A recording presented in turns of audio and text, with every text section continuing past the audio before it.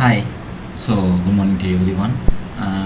Today we are going to discuss about how we are going to check that output by using an ARM7 microcontroller in a simulator version. So before going to the thing, we are going to use another software which is nothing but Proteus, where you can find multiple microcontrollers, and also you can use for your project also, right? So in the last session what we have discussed is we are going to activate a port for a particular time, and also we are going to deactivate a port, and this consecutively goes on running so that your output will be high low high low. This will be the sequence, right? So before going to the project, first of all we have to I'm going to use a Proteus 8 software. So this will be your window. You can just click new project. So as soon as you click your project, it will be asking for the project name and the location. So my project name is nothing but LED. You can use any name, and you can also change your path, and it's a new project. So click next.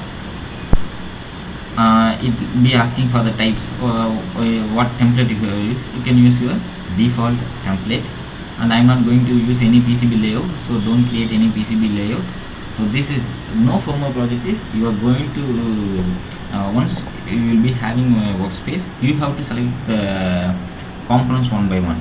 So create firmware project is it will be showing the set of families which it is available with Proteus, and you can also select from that. So I am going to select a firmware project. So in that there are multiple families are available, so I am going to use my ARM7 family. So there are multiple controllers over here, and the maximum controller which I have is LPC2148. So mostly LPC2148 and 38 resembles same in the pin configuration. So I can use the higher end thing, LPC2138, and I have to click next, finish. So here I think you can find the thing as LPC2138, and also you can find multiple pins. See, starting from 0.0 and all other pins you are available over here. So two main things you have to use is LPC2138, which works on 3.3 volt. So your V battery and voltage third should be connected to 3.3 volt, and all other thing VSS should be grounded to 0. So this is the two main thing which you have to do. And after that, as I already said, I am going to use my fifth port. I have to use any output device. So for that what I am going to do is I am going to add my LED. So you have to just click part available. So picks devices, what I am going to use is LED. So there are many kinds of LED available in Proteus. So what I am going to use is I am going to choose a better one. So I am going to choose a green color one, right? So click green, OK, and I think you will be finding the device, picked device over here, that is LED green. So click that once and pick your device here. So apart from this, you need a ground. So click the terminal mode, so ground, so click the ground here. Next what you have to do is you have to start your connection process. So just click the end-to-end connections between ground and your LED, and as I already said, I am going to use my fifth pin over here. So now my circuit gets completed. Save your circuit.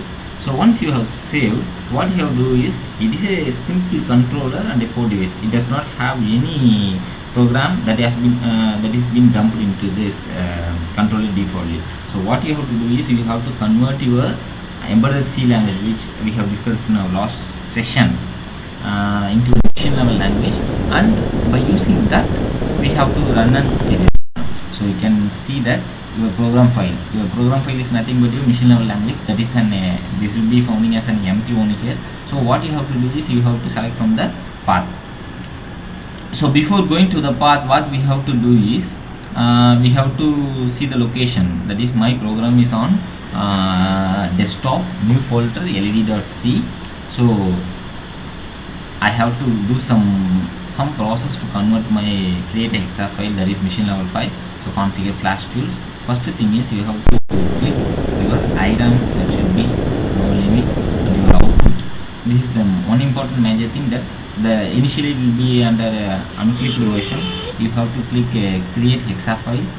So your listing should be preprocess should be clicked, That's it. You have to click OK. Then you have to build your project. Now you can go to your program file, desktop, new folder, where you can find your hexa file. If you have doubt, you can just click delete and you can rerun the build the project.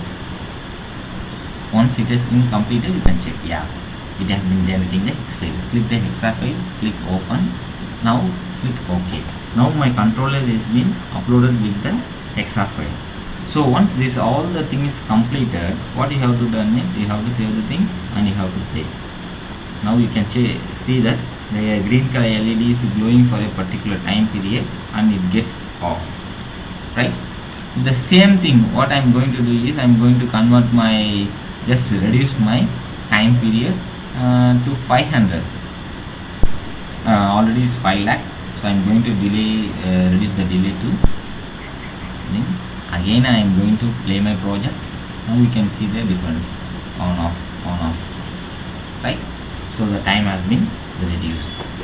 So this is another kind of checking our ARM7 output.